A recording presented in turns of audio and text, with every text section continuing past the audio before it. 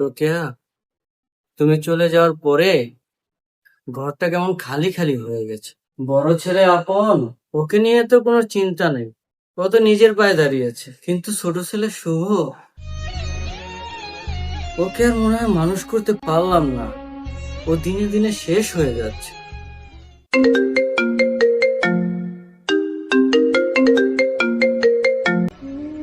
হ্যাঁ ম্যানেজার সাহেব, বাবার অ্যাকাউন্টে এই মাসে খরচের টাকাটা পাঠিয়েছিলেন?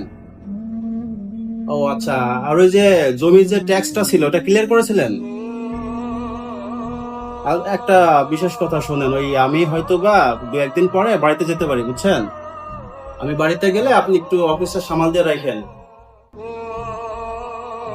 কি যে করি, তুমি থাকলে হয়তো ওকে মানুষের মতো মানুষ করতে পার।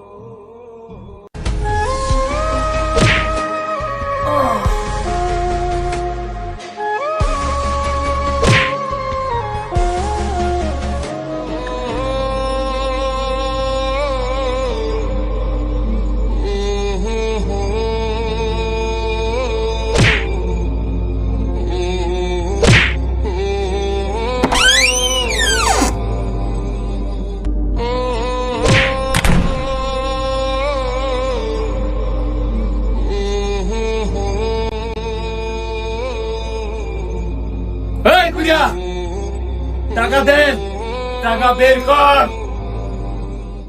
শুভ বাবা, তুই আবার ওসব ছাইপাশ খেয়েছিস? এই বুড়ো, জ্ঞান কম দে, তাড়াতাড়ি টাকা বের কর। বাবা, আমার কাছে আর কোনো টাকা নেই বাবা।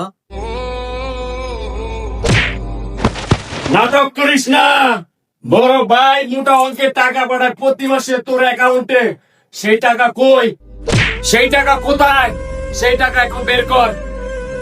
টাকা কই আছে, বের কর। বাবা, ওই ওই টাকা তো তোমার চিকিৎসার না দেনা দিতেই শেষ হয়ে যায় বাবা। আমার কাছে আর কোনো টাকা নেই রে বাবা।